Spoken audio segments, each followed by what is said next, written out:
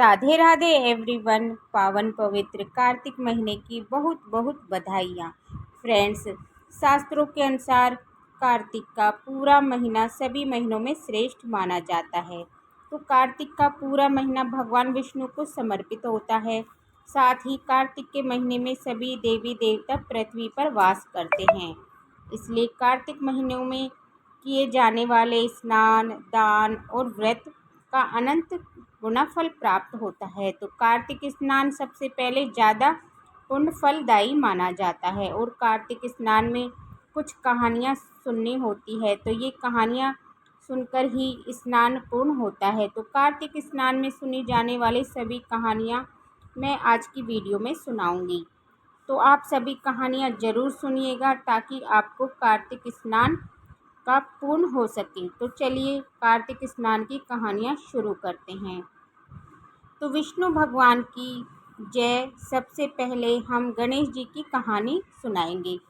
तो एक बार एक गांव में गणेश जी का मेला लगा था। सब लोग मेला देखने जा रहे थे। एक छोटी सी लड़की ने भी जिद कर ली कि माँ, मुझे भी मेला देखना जाना है। उसकी माँ ने बहुत समझाया, नहीं बेटा, तुम बहुत छोटी हो, कहीं गिर पड़ जाओगी तो चोट लग जाएगी। लेकिन लड़की नहीं मानी और बोली, नहीं, मुझे तो मेला देखने जाना है। तो उसकी माँ उसे ने भेज दिया। तो जाते ही टाइम पर माँ ने बेटी को 2 लड्डू दिए और 1 घंटी में पानी दे दिया। कहा, 1 लड्डू पानी गणेश जी को पिला देना और 1 लड्डू पानी तुम पी लेना। अब लड़की मेले में गई तो जाते ही गणेश जी की मूर्ति के सामने बैठ गई। हे गणेश जी महाराज, 1 लड्डू पानी आपको बचा हुआ है। लड्डू पानी मुझे सुबह से शाम हो गई। ऐसे ही कहते रही। मेला बिछड़ने लगा। सब लोग अपने अपने घर आने लगे। लड़की अपने घर नहीं आई तब तक गणेश जी लड्डू खाने और पानी नहीं पिएंगे तब तक मैं नहीं जाऊंगी। जब गणेश जी ने सोचा कि जब तक मैं लड्डू खाने और पानी पीऊँगा ये घर नहीं जाएगी और इसका दोष मुझे लगेगा। तो गणेश जी छोटे से बालक के रूप में आए और बोले, ले तेरा लड्डू खाना और पानी पिया, मांग जो मांगना है तुझे। लड़की सोचने लगी, घर मांगू, खेत मांगू, कोठी मांगू, महल मांगू या सुहाग मांगू या हार मांगू या धन मांगू या बैल मांगू, क्या मांगू। लड़की सोच ही रही थी कि छोटा सा बालक बोला, तुमने जो जो मांगा वो तुम्हें सब मिल जाएगा, अब तुम अपने घर जाओ। लड़की अपने घर आ गई। घर आई तो माँ ने पूछा, बेटा इतनी देर कैसे लगा दी। तब लड़की ने बोला, तुमने ही तो कहा था माँ गणेश जी को लड्डू खिला के और पानी पिला के आना। मैं तो गणेश जी को लड्डू खिला के और पानी पिला के आई हूँ। लड़की ने जो जो सोचा था वो सब कुछ हो गया। घर का महल बन गया, अन्न धन के भंडार भर गए। हे गणेश जी महाराज, जैसे आपने लड़की की और उसकी माँ की मनोकामना पूर्ण की, जैसे ही अन्न धन घर से भर दिया, वैसे ही इस कहानी को कहते सुनते हुंकारा भरते सबका घर अन्न धन से भर देना और सबकी सब मनोकामनाएं पूर्ण कर देना। तो ये थी गणेश जी की कथा। अब हम लक्ष्मी जी की कथा सुनेंगे। तो लक्ष्मी जी की कथा। एक बार एक गांव में एक ब्राह्मण रहता था। ब्राह्मण रोजाना पीपल में जल चढ़ा के आता था। जब वो पीपल को सींचता तभी पीपल में से आवाज़ आती थी कि पिताजी, मैं आपके साथ चलूँगी। तो ब्राह्मण ने कहा, बेटा चल। तो पीपल के पीछे से एक लड़की निकली और ब्राह्मण के साथ आ गई। उसी दिन ब्राह्मण को बहुत अच्छी भिक्षा मिली। जब ब्राह्मणी खाना बनाने लगी, आटा छानने लगी, तो वो लड़की बोली कि आटा मैं छानूंगी। तो ब्राह्मणी ने कहा, ना बेटा, तुम धोली हो जाओगी। धोली नहीं माँ, आटा मैं ही छानूंगी। आटा छानने बैठी तो पूरी परात भर दी। माँ खाना बनाने लगी तो लड़की ने कहा, माँ मैं खाना बनाऊंगी। माँ ने कहा, बेटा हाथ जल जाएंगे। नहीं माँ, मैं ही खाना बनाऊंगी। अब खाना बनाने लगी तो 36 प्रकार के व्यंजन बनाए। सब ने पेट भर भर के खाया और दिन तो हम भूखे पेट ही सो जाते थे। खाना बना के खा के सारे काम निपटा लिया। तभी ब्राह्मणी का भाई घर आ गया और ब्राह्मणी ने आके कहा कि बहन, मैं तो खाना खाऊंगा। अब ब्राह्मणी सूखने लगी कि खाना तो बचा ही नहीं। बेटी ने पूछा, माँ क्या बात हो गई? तब माँ ने कहा, तुम्हारे मामा जी आए हैं और उनको खाना खाना है। तो बेटी ने कहा, मैं अभी बना के लाती हूँ। 36 प्रकार के व्यंजन बनाए, मामा को खिलाए और मामा को ये व्यंजन बहुत अच्छे लगे। कहा, बहन ऐसा खाना मैंने कभी नहीं खाया। शाम हो गई तो लड़की ने कहा, माँ कोठे में चौका लगा दूँ और एक दिया जला दो, मैं और इस कोठे में सोऊंगी। तो माँ बोली, नहीं बेटा, डर जाओगी। नहीं माँ, इसी में सोऊंगी। तो चौका लगा दिया और दिया जला दिया और वहीं पर सो गई। आधी रात को लड़की ने चारों तरफ देखा तो जहाँ जहाँ नजरें घुमाई अन्न धन के भंडार भर गए, क्योंकि माता लक्ष्मी थी और ब्राह्मण की दरिद्रता को दूर करने आई थी। ब्राह्मण के घर को अन्न धन से भर के लक्ष्मी जी जाने लगी। जैसे ही वो जाने लगी, पड़ोस में सो रहे एक बूढ़े ब्राह्मण ने देख लिया। उसने कहा, बेटी कहाँ जा रही हो? तब लक्ष्मी ने कहा, मैं तो लक्ष्मी हूँ, मैं तो ब्राह्मण की दरिद्रता दूर करने आई थी। अगर तुम्हें अपना घर अन्न धन से भरवाना है तो तुम भी भरवा लो। तो लक्ष्मी जी ने ब्राह्मण के घर की तरफ देखा तो उसका घर भी अन्न धन से भर गया। अब सुबह जब ढूंढने लगे कि बेटी कहाँ गई, तब उस बूढ़े ब्राह्मण ने बताया कि तुम्हारी बेटी लक्ष्मी जी थी और तुम्हारे साथ साथ मेरी भी दरिद्रता दूर करके चली गई। हे लक्ष्मी माता, जैसे आपने दोनों ब्राह्मणों की दरिद्रता दूर की, इस कहानी को कहते सुनते हुंकारा भरते हुए सबकी दरिद्रता दूर करना और सबके घर को अन्न धन से भर देना। ये थी लक्ष्मी जी की कथा। तो इसके बाद हम नित्य नेम की कहानी सुनाएंगे। सीता माता की नित्य नियम की कहानी। राम आए, लक्ष्मण आए, देश के पुजारी आए, नित्य नेम का नियम लाए। आओ राम, बैठो राम, माखन मिश्री खाओ राम, दूध बतासा पियो राम, सूत के पलड़े पाठो राम, अर्धशाला दुशाला ओढ़ो राम, राम संवारे सबके काम, खाली घर भंडार भरेंगे, सबका बेड़ा पार करेंगे। जय श्री राम, जय श्री राम, जय जय राम, जय जय राम। सीता माता कहानी कहा करती थी श्री रामचंद्र जी से, कहानी सुनाने करती थी। एक दिन भगवान रामचंद्र जी को किसी काम से बहुत बाहर जाना पड़ा। तब सीता माता ने कहा कि आप तो चले जाओगे तो मेरी कहानी कौन सुनेगा? रामचंद्र जी ने कहा कि पास में ही एक कुआं है, गांव की स्त्रियां वहां पर आकर के पानी भरती हैं, तो तुम किसी को भी अपनी कहानी सुना देना। सीता माता कहानी नहीं सुनती थी, तब तक कुछ भी नहीं खाती थी। अगले दिन सुबह सुबह जाकर कुएं के पाल पर बैठ गई। एक बहू रेशमी की साड़ी पहन के सोने का घड़ा लेकर पानी भरने आई। तो सीता माता ने कहा, बहन मेरी कहानी सुन लो। तो बहू बोली, नहीं बहन, मुझे बहुत जल्दी है, मेरी सास लड़ेगी। ये कहकर पानी लेकर चली गई। सीता माता की कहानी नहीं सुनी। अब उसकी जो रेशम की साड़ी थी वो फट गई और सोने का मटका मिट्टी का हो गया।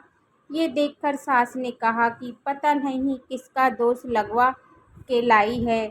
तब बहू ने बताया कि कुएं की पाल पर एक औरत बैठी हुई थी और वो ये कह रही थी कि मेरी कहानी सुनो। सास समझ गई कि वो सीता माता थी। सास ने कहा कि ये फटी हुई साड़ी मुझे दे दो, और वही साड़ी पहनकर वो मिट्टी का घड़ा लेकर सास चली गई। पानी भरने के लिए सीता माता ने कहा कि बहन मेरी कहानी सुन लो। तो सास ने कहा, बहन एक बार नहीं 10 बार सुनूंगी, सुनाओ। तब सीता माता ने कहानी सुनाई। राम आए, लक्ष्मण आए देश के पुजारी आए, नित नेम का नियम लाए। आओ राम बैठो राम, माखन मिश्री खाओ राम, दूध बतासा पियो राम, सूत के पलड़े पाठो राम, साल दुसाला ओढ़ो राम। राम संवारे सबके काम, खाली घर भंडार भरेंगे, सबका बेड़ा पार करेंगे। जय श्री राम जय श्री राम जय श्री राम, जय जय राम जय जय राम। ये कहानी कही। बुढ़िया ने कहा, बहन कहानी तो बहुत अच्छी है, ये कहानी तो मैं रोज़ सुनूंगी। ये कहकर बुढ़िया चल दी। अब बुढ़िया की जो फटी हुई साड़ी दोबारा रेशम की हो गई और मिट्टी का घड़ा सोने का हो गया। बहू बोली, माँ जी ये कैसे किया? तो बुढ़िया ने बोला, जो औरत बैठी हुई थी वो सीता माता थी, और सीता माता तो खाली भंडार भर देती है। मुझे तो बहुत ही अच्छी कहानी सुनाई। तब बहू ने कहा, माँ जी मुझे भी कहानी सुनाओ। कहानी सुनाई। राम आए लक्ष्मण आए, देश के पुजारी आए, नित नेम का नियम लाए। आओ राम बैठो राम, माखन मिश्री खाओ राम, दूध बतासा पियो राम, सूत के पलड़े पाठो राम, साल दुसाला ओढ़ो राम। राम संवारे सबके काम, खाली घर भंडार भरेंगे, सबका बेड़ा पार करेंगे। जय श्री राम जय श्री राम जय श्री राम, जय जय राम जय जय राम। बहू ने कहा, माँ जी कहानी तो बहुत अच्छी है। दोनों ने सुबह सुबह रोजाना ये कहानी सुना करेंगे। अब बुढ़िया और उसकी बहू दोनों सुबह सुबह जल्दी उठकर स्नान करके कहानी सुनने लग जाती। रोजाना कहानी सुनती, उनके घर अन्न धन के भंडार भरने लग गए। एक दिन पड़ोसन आ गई, आग मांगने के लिए आई, तो उसने कहा कि बहन आग दे दो। तो बुढ़िया ने कहा कि हमने तो आग अभी नहीं जलाई। पड़ोसन ने कहा कि तुम ऐसा क्या कर रही हो जो सुबह इतनी जल्दी उठकर ना अग्नि जलाई। तो बुढ़िया ने कहा कि हम तो सीता माता की नित नेम की कहानी सुनते हैं। तो पड़ोसन बोली कि ऐसी कौन सी कहानी है, मुझे भी सुना दो। बुढ़िया ने कहा, कहानी सुनाई। राम आए लक्ष्मण आए, देश के पुजारी आए, नित नेम का नियम लाए। आओ राम बैठो राम, माखन मिश्री खाओ राम, दूध बतासा पियो राम, सूत के पलड़े पाठो राम, साल दुसाला ओढ़ो राम। राम संवारे सबके काम, खाली घर भंडार भरेंगे, सबका बेड़ा पार करेंगे। जय श्री राम जय श्री राम जय श्री राम, राम राम जय श्री राम। तो कहानी सुनकर पड़ोसन बोली, बहन कहानी तो बहुत अच्छी है, ये रोज़ ये कहानी कहूँगी। पड़ोसन भी रोज़ नित नेम की कहानी सुनने लगी। उसके घर भी अन्न धन के भंडार भर गए। हे सीता माता, जैसे आपने सबके घर अन्न धन के भंडार भरे हैं, वैसी कहानी सुनते हुए और हुंकारा भरते हुए सबके अन्न धन के भंडार भरना और सबके घर में खुशहाली देना। ये थी नित नेम की कहानी। अब मैं आपको आठों बार की कहानी सुनाऊंगी। तो एक बार माँ बेटा थे। माँ नहाने गई तो बहू ने कहा कि बेटे को रोटी दे देना। उसने कहा, अच्छा माँ जी दे दूँगी। सुबह बेटा और बोला, माँ रोटी दे दो। तो बहू ने कहा कि ना माँ ना, रोटी है, पहले कुछ कमा के लाओ, उसके बाद रोटी दूँगी। लेकिन बेटा बोला, हे भगवान मैं तो कमाना ना जानूँ। तो बहू बोली, उसने कहा कि रोटी तो तभी मिलेगी जब तुम कमा के लाओगे। तो बेटे ने कहा, ठीक है भगवान रोटी तो दे दे, मैंने कमाने चला जाऊंगा। अब बहू ने 4 रोटी बांधी लेकर अपने कमाने चला गया। जाके एक कुएं की पाल पर बैठ गया और कहने लगा, हे भगवान मैं तो कमाना ना जानूं, अब मैं क्या करूं। इतने सरल स्वभाव से भगवान प्रसन्न होकर एक बूढ़े ब्राह्मण के वेश में आए और बोले कि हे बेटा तुम उदास क्यों बैठे हो। तब बोला कि मेरी पत्नी कहती है कि कुछ कमा के लाओ और मुझे कुछ कमाना नहीं आता है। बूढ़ा ब्राह्मण बोला, बेटा कमाना तो मुझे भी नहीं आता है मैं आठों बार का नाम जानता हूँ और उससे अटूट भंडारे भर जाते हैं। चावल के दाने ले आओ, पानी की घंटी ले आओ, ढके हुओं को उखाड़ दो और औंधों को सीधा कर दो। ब्राह्मण ने कही। उसने सुनी तो एतवार, सोमवार, मंगलवार, बुधवार, बृहस्पतिवार, शुक्रवार, शनिवार, 8 वारों का आसरा, बरियोती का सासरा, तो अटूट भंडार भर के चले गए। घर पहुंचा तो बीवी ने कहा, क्या लाए हो? उसने कहा, 8 वारों का नाम लेके आया हूँ। तो बीवी ने सोचा, चलो कोई बात नहीं, कुछ तो लेकर आया है। तो चावल के दाने और पानी की घंटी ले आई। औंधों को सीधा कर दिया और ढकों को उघाड़ दिया। उसने कही और उसकी बीवी ने सुनी। एतवार, सोमवार, मंगलवार, बुधवार, बृहस्पतिवार, शुक्रवार, शनिवार, 8 वारों का आसरा, भरी होती का सासरा, अटूट भंडार भर के चले गए। बहू से बोला कि मैं बेटी के घर जा रहा हूँ।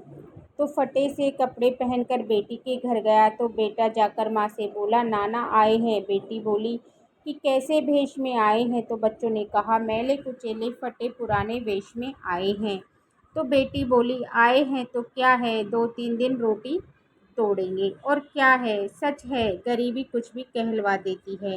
बेटी ने कहा कि बेटी, 8 वारों का नाम लेके आया हूँ, तुम मेरी 8 वारों की कहानी सुन लो। बेटी ने कहा, पिताजी आज तो मैंने मुंह झूठा कर लिया है। उसके पिताजी भूखे ही सो गए। अगले दिन बेटी को तरस आ गया तो बेटी ने कहा, पिताजी आप चलो, मुझे अपने 8 वारों की कथा सुना दो। पिताजी ने कहा, चावल के दाने ले आओ और घंटी में पानी ले आओ, ढकों को उघाड़ दो और औंधों को सीधा कर दो। तो पिताजी ने कही, बेटी ने सुनी। एतवार, सोमवार, मंगलवार, बुधवार, बृहस्पतिवार, शुक्रवार, शनिवार, 8 वारों का आसरा, भरी होती का सासरा, अटूट घर के भंडार भर के चले गए। तो बेटी भर भर के बोइयों में बांटने लगी। तो पड़ोसन ने कहा कि तुम तो कह रही थी कि तुम्हारे पिताजी कुछ नहीं लेकर आया, फिर भर भर के बोइयों कैसे बांट रही हो तुम? उससे उत्तर दिया, मेरे बापू को खाली हाथ आए थे। ये तो 8 वारों की कहानी का फल है।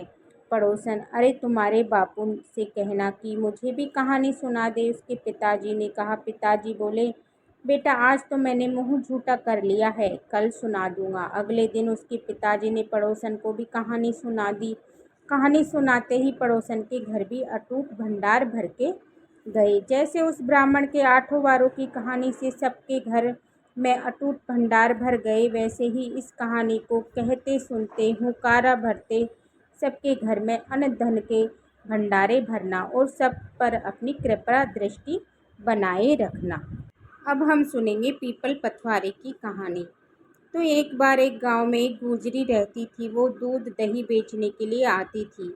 एक दिन दूध दही बेचने जा रही थी तो उसने देखा कि कुछ औरतें पीपल के नीचे बैठी हुई हैं। तब उसने जाकर के पूछा कि तुम क्या कर रही हो?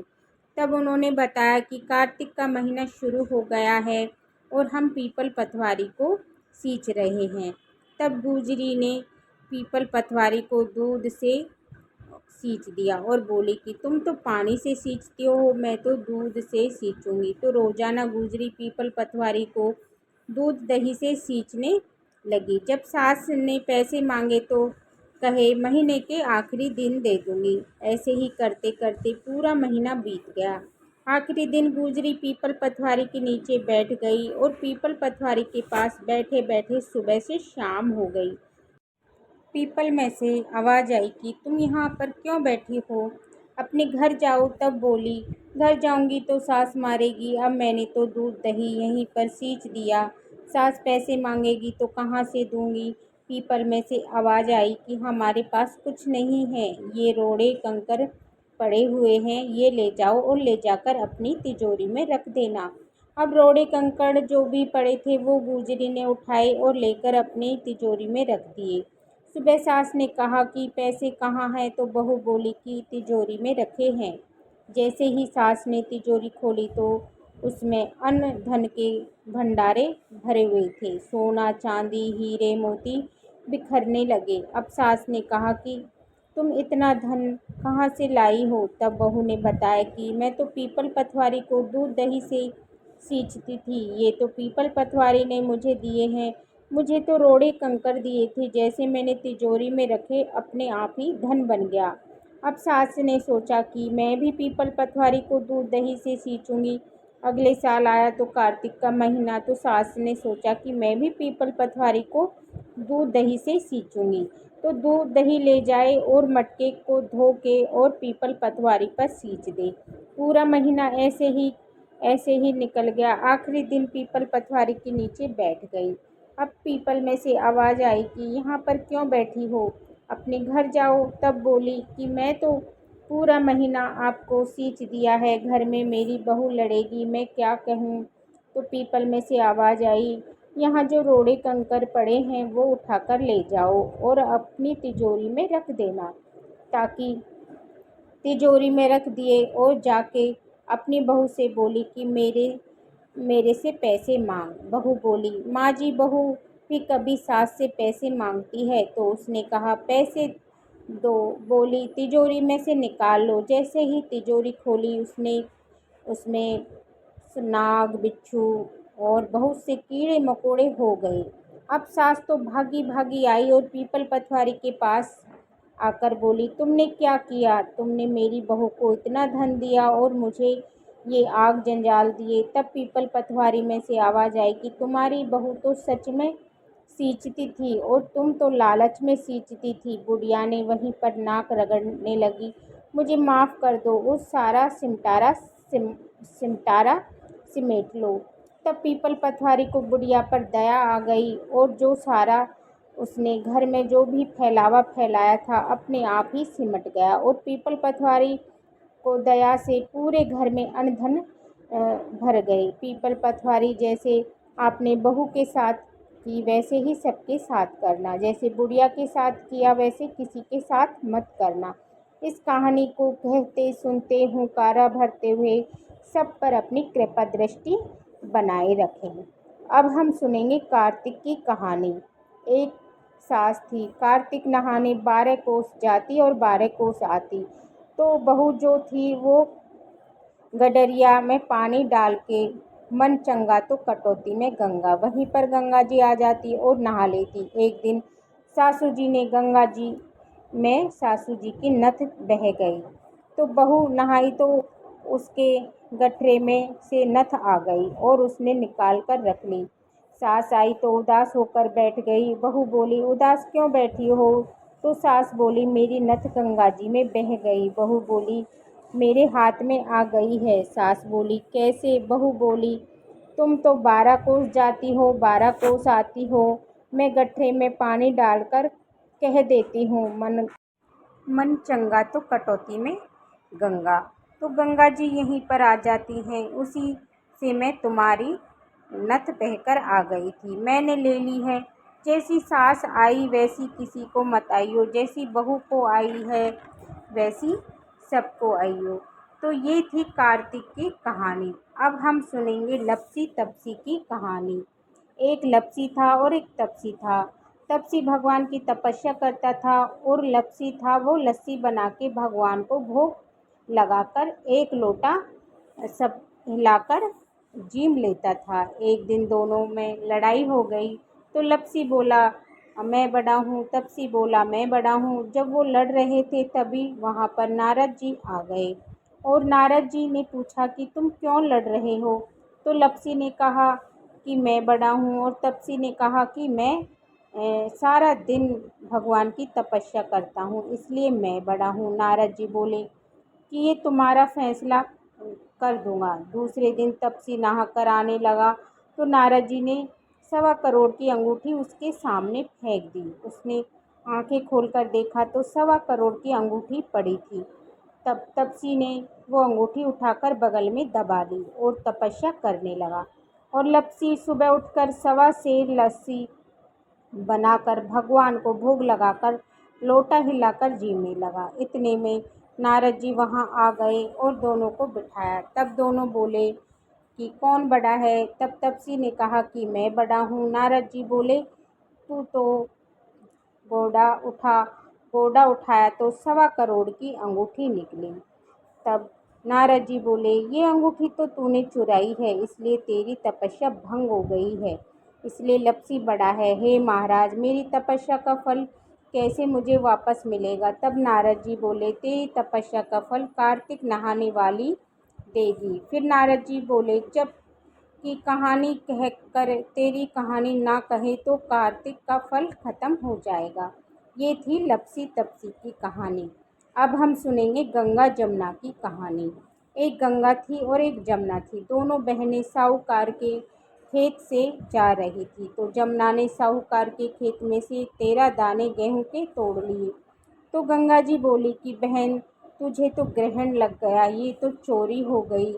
तो जमुना बोली, बहन, इस ग्रहण से मुझे कैसे छुटकारा मिलेगा? तो गंगा जी ने कहा कि 12 वर्ष तक तुम्हें साहूकार के घर पर नौकरी करनी पड़ेगी। बाद में जमुना साहूकार के घर गई और बोली कि मुझे नौकरी पर रख ले, तुम्हारे सारे काम कर दूंगी, परंतु 4 काम नहीं करूंगी। एक तो झूठे बर्तन नहीं मांजूंगी, झाड़ू नहीं लगाऊंगी, बिस्तर नहीं बिछाऊंगी और दिया नहीं जलाऊंगी। फिर साहूकार ने उसे काम पर रख लिया। 12 वर्ष के बाद कुंभ का मेला आया तो साहूकारनी दोनों मेले में जाने लगे। तो जमुना ने साहूकार को सोने का टका दे दिया और कहा कि तुम मेरी बहन गंगा को मिलोगे तो ये टका उसे दे देना। और उसने कहा कि गोरे गोरे हाथों में हरी हरी चूड़ी पहन ले। साहूकारनी ने वहां जाकर गंगा जी को सोने का टका दे दिया और कहा कि जमुना ने ये दिया है। तो गंगा जी ने हाथ पसार के ये टका ले लिया। तो गंगा जी ने कहा कि मेरी बहन जमुना से कहना कि मेरे 12 वर्ष पूरे हो गए हैं, इसलिए अब तुम आ जाओ।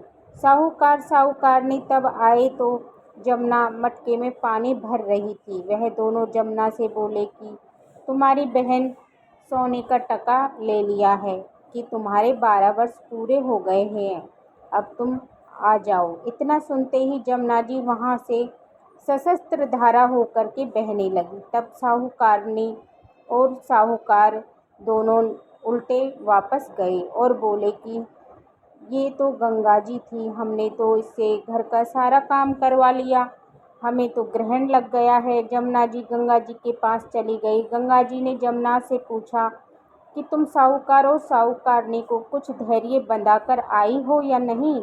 तब जमुना जी बोली, बहन, मैं तो कुछ भी नहीं बोलकर आई हूँ, तुम्हारी बात सुनकर मैं जल्दी में खुशी से चली आई। गंगा जी ने कहा कि नहीं, तुम्हें उनको धैर्य बंधाकर आना चाहिए था।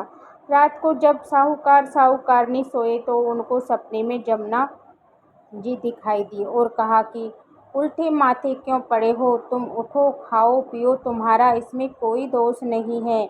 मैंने तुम्हारे खेत में गेहूं तोड़ लिए थे, जिसकी वजह से मुझे ग्रहण लग गया था, तो मैं घर का काम करने आई थी और जैसे मेरा ग्रहण समाप्त हो गया है, इसमें तुम्हारा कोई दोष नहीं है।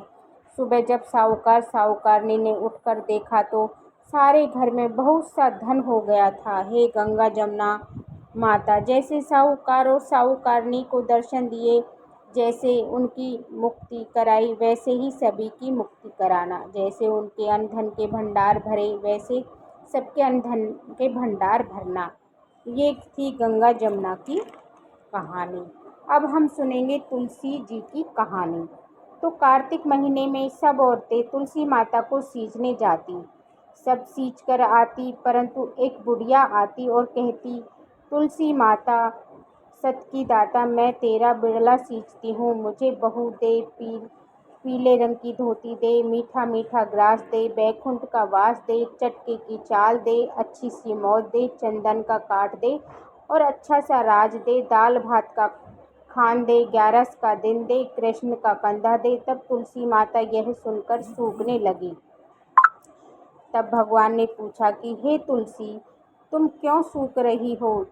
तुलसी ने माता ने कहा कि मेरे मन की मत पूछो। भगवान ने कहा कि अगर मैं नहीं पूछूंगा तो कौन पूछेगा? तब तुलसी माता ने कहा कि एक बुढ़िया रोज आती है और यही बात कहकर जाती है, मैं सब कुछ दे दूंगी, परंतु कृष्ण का कांधा कहाँ से दूं? तब भगवान श्री कृष्ण बोले कि जब बुढ़िया मरेगी तो मैं उसको कांधा अपने आप दे आऊँगा। अब कुछ दिनों के बाद बुढ़िया मर गई। गांव के सब इकट्ठे हो गए, बुढ़िया को ले जाने लगे, लेकिन बुढ़िया इतनी भारी हो गई कि किसी से नहीं उठी। सारे गांव के कहने लगी, वैसे तो बुढ़िया इतनी तपस्या करती थी, इतनी पूजा पाठ करती थी, लेकिन फिर भी पाप नष्ट नहीं हुए।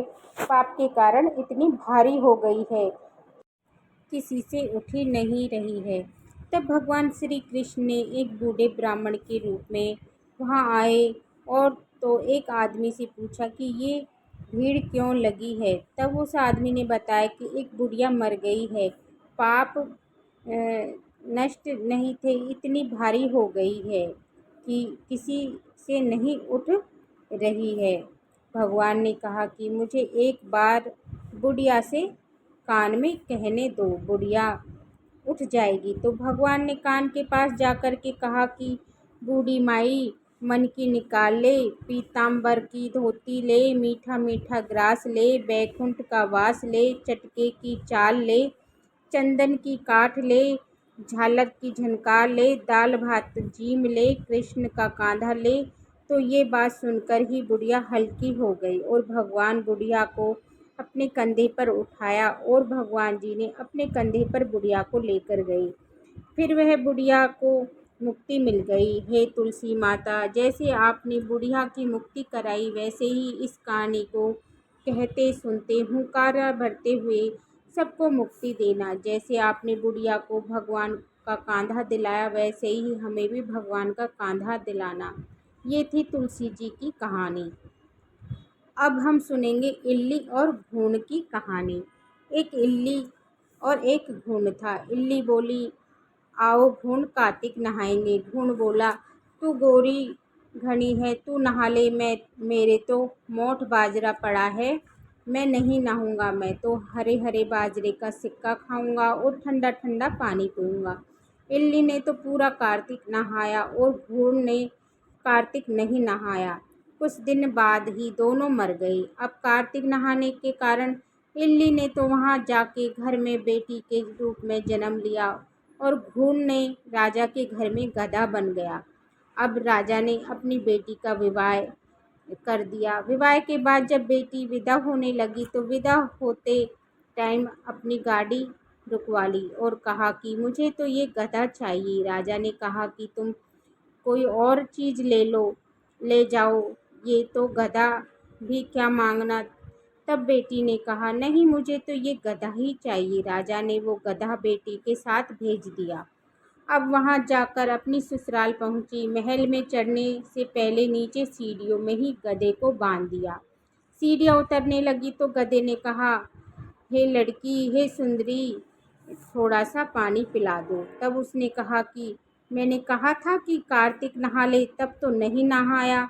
तब तो कह रहा था मैं तो बाजरे का सिक्का खाऊंगा, ठंडा ठंडा पानी पीऊंगा। वो आपस में इस तरह से बात कर रहे थे कि देवरानी जिठानी ने उनकी बात सुन ली और जाके देवर को सिखा दिया कि तुम तो जादूगरनी लेकर आए हो, देख लो, वो तो जानवरों से बात कर रही है। देवर ने कहा कि किसी की कानों सुनी नहीं मानूंगा, जब तक मैं अपनी आंखों से देख लूँगा। देवर जाके छिपके बैठ गया और उसने देखा कि वहाँ उसकी पत्नी सच में गधे से बात कर रही थी।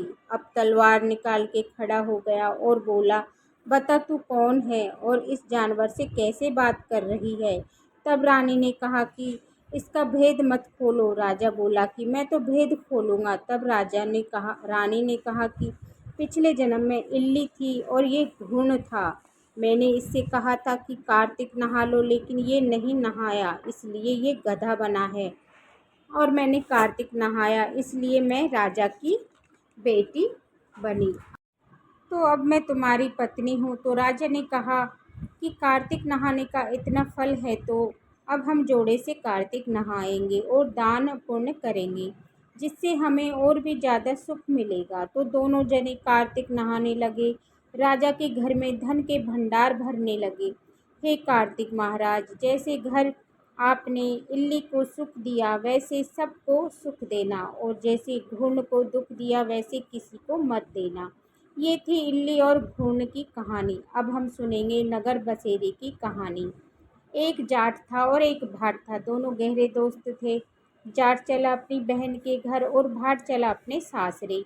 रास्ते में दोनों कुएं की पाल पर बैठ गए और जाट बोला, चल नगर बसेरा कर लेते हैं। तो भाट बोला, मैं तो ससुराल जा रहा हूँ, तू खातिर होगी, खूब खातिर होगी, तू ही कर ले, मैं नहीं करूँगा। जाट कुएं की पाल पर बैठ गया और एक घंटी पानी और हाथ में चावल के दाने लेकर बैठ गया और नगर बसेरा करने लगा और बोला, नगर बसेरा जो करे मलमल धोवे पाँव, ताता मांडा ताप सी देगी मेरी माय, माय देना माँव सी द्वारका का नाथ, मीठा मीठा ग्रास वृंदावन का वास, पाँच कुल्ठी छठा राछ मेरा जिवड़ा कृष्ण जी के पास, डालू पानी हो जावे घी झट से निकल जावे मेरा जी करके चल पड़ा। जाट की बहन ने बूरा चावल जिमाकर खूब खातिर की और भाट जब ससुराल पहुंचा तो ससुराल में आग लग गई। तो बुझाते बुझाते मुंह हाथ सब काला हो गया। रोटी मिली न पानी मिला। पड़ोसन बोली कि जवाई आया है, उसे कुछ दे दो, पूछ लो। सास बोली, क्या करूं, मेरा तो सब कुछ जल गया। पड़ोस में एक रोटी छाछ दे दी पड़ोसन ने, उसने खा ली। तो दोनों दोस्त शाम को फिर मिले। फिर पूछा कि सुना क्या हुआ भाट? बोला, मेरी ससुराल में तो आग लग गई, बुझाते बुझाते हाथ मुंह सब काले हो गए, ना रोटी मिली ना पानी मिला। जाट बोला, मेरी बहन ने तो खूब खातिर की, मैंने कही थी ना कि नगर बसेरा कर ले, लेकिन तूने नहीं किया, चल अब कर ले। भाट बोला, अब मैं क्यों कर लूँ, तेरी तो मौसी है, पता नहीं रोटी देगी या नहीं देगी, मेरी तो माँ है, दही और कुलची चूरमा लिए हुए बैठी होगी, जाते हैं, जाते ही जिमाएगी। भाट ने नहीं किया, जाट ने नगर बसेरा कर लिया और नगर बसेरा जो करे मलमल धोवे पाँव, ताता मांडा ताप सी देगी मेरी माय, माय देना माँव सी द्वारका का नाथ, मीठा मीठा ग्रास दे वृंदावन का वास, पाँच कुल्ठी छठा रास मेरा जिवड़ा कृष्ण जी के पास, डालू पानी हो जावे घी झट से निकल जावे मेरा जी करके चल पड़ा। घर पहुँचते ही मौसी ने बहुत लाड़ चाव किए, बहुत लाड़ चाव से जिमाया। भाट घर गया तो उसकी भैंस खो गई।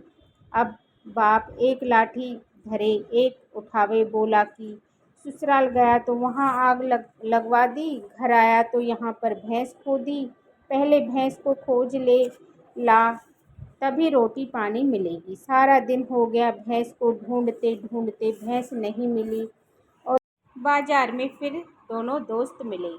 तो जाट ने पूछा कि सुना क्या खबर है?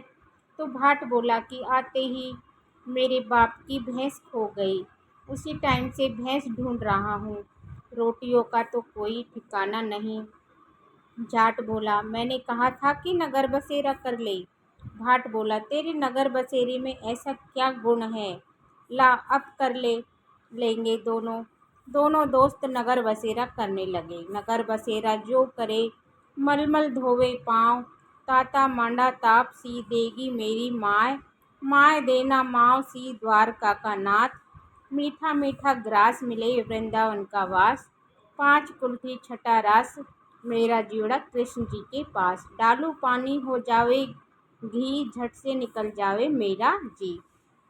दोनों ने नगर बसेरा किया। आगे चले तो भैंस मिल गई।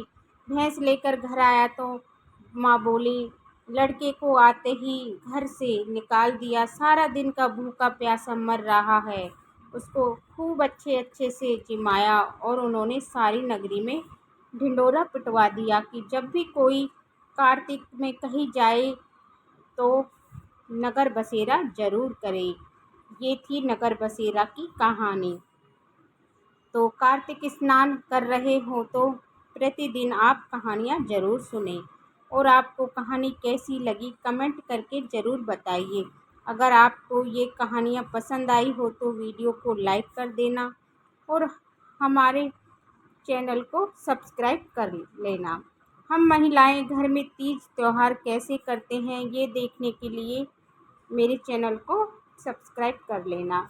तो फिर मिलते हैं किसी और वीडियो के साथ, तब तक के लिए राधे राधे।